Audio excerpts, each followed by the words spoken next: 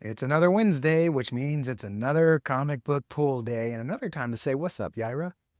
So starting off with an indie that came in, I followed Joe M. Sontag on X, and Reaper Destroyer came in back June. I'm glad to finally have it in hand, and I think I got some extra stuff too. So I had looked it up on the Indiegogo, and I did back Reaper Destroyer, which I got, and the supplemental because I always get the supplemental. I like to have the extra reading, but I got some extras here that I did not order. I got a metal print. Look at this. It's beautiful. It's gorgeous. I love that. That is so cool. And it comes with some black and white print, some trading cards, which I love. I love getting indie trading cards and stickers as well. But I also got a second copy of number one. It's the other cover or another cover. So I've got two number ones now. I'm enjoying that. I double checked to make sure I didn't order, extras. Uh, and another set of prints, which is cool, I guess. So, cool. So I'm really looking forward to read that. Now I did get some back issues that I was missing at my comic shop, I guess, just with the diamond stuff going on. There's just a couple issues that I was missing. So I had to go and I ordered them from my comic shop online, Lone Star Comics. Shout out. Always do a fantastic job. So I got Solomon Kane number one. I mentioned that I didn't get that. So I haven't read number two yet that came out last week. And Revolution 9. I am loving Revolution 9. Do not sleep on this. Mad Cave. I originally got it because I like getting into worlds, and this is part of the underworld world. Revolution 9 is definitely my favorite of the series. There's also Hour of the Wolf, and there's also Exit City.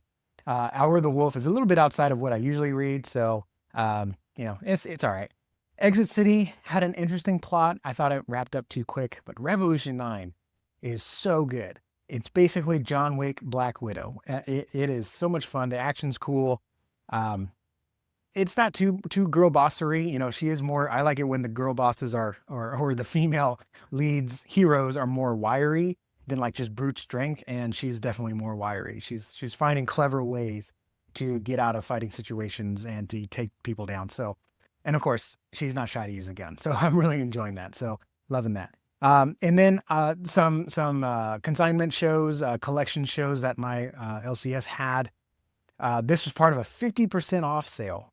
So this was an Excalibur. I just heard Claremont one shot, and I was like, I gotta have it. And it's $5, 50% off. Paid $2.50 for this, so I am going to enjoy reading this. It's a pretty good book for $2.50, and it's Claremont. So I mean, is it right? You can't go wrong with that. Got another Punisher for the collection, Punisher Warzone. So excited for that. And now we get into the big publishers. So as far as the big publishers, I also ordered it in the reading order that I'm going to read it. I always like to read Marvel first because there's usually not a lot, and then DC, and then Indies. So this is the order I'm going to read them. Tonight I'm going to read my Marvels, and there are quite a few Marvels. These last few weeks have been very disappointing with Marvel, only having one or two books on my pools every week, but this week is heavy and I'm very excited. So I got Ultimate Spider-Man. No family cover for number 16, but I'm enjoying it. I'm reading it. I am like the only person I know that's enjoying Fantastic Four. And I must be missing something because I know last issue was Fantastic 3 because Ben Grimm is no longer the Thing. Now it says Fantastic 2. Did something happen to another one? I mean, we've got Sue and Reed. I don't know who these are. Alternate universe, maybe. I don't know. But did something happen to Johnny Storm that I forgot? Anyways, look, I said last week, I'm enjoying One World Under Doom. Fantastic Four is pretty much the only tie-in I'm doing because I went heavy on Blood Hunt, and that was Blood Hunt tie-ins, and that was very disappointing. So I'm just sticking with the books that I already read, or the books I would get if they were not a tie-in. So Fantastic Four. But I'm enjoying all of North stuff. I got all the trades to catch up to around issue 21, and then I started getting singles. So I'm enjoying it. Looking forward to this. I didn't pull this, or I didn't request to pull it, but I did grab it off the shelf because they had a homage cover. I didn't get Godzilla versus Hulk, and I regret it. I heard it was pretty good. So I decided to get Spider-Man, Godzilla versus Spider-Man. I did request to pull Godzilla versus X-Men because I can't remember the writer, but I remember thinking that's going to be a good one. So excited for this one. Rogue Savage Land, I'm a little lost in the story, but I'm enjoying the ride. And this one has what's her name? Gosh, Can't remember her name now, but I liked playing her in Snap, and so I'm just like, oh yeah, yeah, we'll just keep pulling it. So yeah, and I'm just getting the A cover for this. I know a lot of people are going for the J. Scott Campbell covers, but I'm just pulling the Ace for this. I am excited. Speaking of Claremont, I have been loving everything Claremont has been doing modernly for Marvel. I know a lot of this takes place in the middle of his X-Men run, which I have never read. So some of the things that they reference, I don't get, but the action is amazing. The writing is great. So I don't know that much about Kitty Pryde either. So I'm going to learn more about her, I hope. But I'm sure this will be an enjoyable read. And then to finish it out strong, my Marvel reads, PKJ, Hellhunters. Man, Hellhunters is it's just dumb popcorn action. I'm loving this. I think this wraps up the series, but PKJ just doesn't miss. So been really enjoying this. The action's been cool. It's been silly. It's been dumb, Ghost Rider tank, but I mean, who doesn't love that? So yeah. All right, then we go on to DC. I'm enjoying We Are Yesterday. I really love the intro issue. The Justice Unlimited last week was pretty good. So yeah, I'm having fun. And the Dan Mora's art is just next level, next level. I'm completionist in me. I started getting the question. I like that it was more of a noir take. Kind of went off the rails. I'm probably not going to enjoy this one, and I'll probably just put it in my long box to sell. But I just got to finish it out and see what the story says. So did have a cool cover. I like the cover. So at least I got that going for me. But again, I think it's another $1 just staple on, and I don't like that. So I'm being more careful not to waste money like that. Batman Long Halloween, it is what it is. It'll definitely read better in trade. I'm not in, and maybe it's because I did read Long Halloween and Dark Victory in trade. It's hard to keep up with this monthly. So yeah, it is what it is.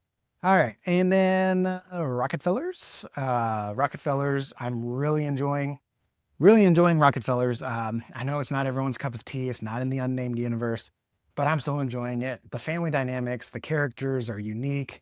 It's just good. It's just good family fun. And then Badger by Mike Baron. This is another one that's just been lost in the diamond kerfuffle. I got issue 1, pretty liked it. Never saw 2 or 3, and then number 4 showed up. So I'm gonna have to go back and see if my LCS can order 2 and 3, and if not, I'll go back to Lone Star Comics and get it from them. But I don't know anything about it other than it's Mike Baron, who I've really enjoyed. I got into him with Gooding through Reaperverse, and now I'm just slowly going through his catalog. I'm very excited for the omnibus of Nexus that's coming out this year or next year. So Badger was one that I was like, all right, well, let's just start pulling it and support someone I like, and really enjoyed issue 1, even though I don't have too much of an idea what's going on, but I'm going to get 2 and 3, then I'll read this one, number 4. And finally, the best value in comics, to quote Thinking Critical. Actually, not finally, there's one more peeking out behind here. Savage Sword of Conan. Man, you can just sit and spend all night with this. I am loving it. And if you had asked me a few years ago if I would enjoy a black and white comic, I would have said no. But this is it's been so much fun. I love the large size. I love the price of it, and the stories are just awesome. So love that. And then finally, more fun comics. If it has characters that I enjoy, I want to learn more about, I will get it. And this one has the Spectre. I want to read more about the Spectre and Dr. Fate as well, because I don't know too much about Dr. Fate. So I'm excited to read this. And I always read Facsimiles last. So that is my pools of the week. So yeah, let's talk. What are you most excited about? For me, I am probably most excited. I'm probably most excited about Ultimate Spider-Man, but also Wolverine and Kitty Pryde. Very excited for that one. Hellhunters, of course, I'm excited for that. And nothing too much on DC, but yeah, Rockefellers. I think that's the one I'm most excited for because I know the dog has a big part in this one, and based on what they set up last week or last month, if I remember correctly. So I know that'll be fun to read. Man, but I'm also super excited about Savage Sword because this always just takes up an entire evening. And I don't regret it. So anyways, I don't know. I'm excited for a lot of things, but let me know what you're most excited about. And I will try to get all of this done over the weekend and then do a review video of what I thought about each issue. If that interests you, leave me a comment down below. Thank you guys for watching, and I'll see you all in the next video.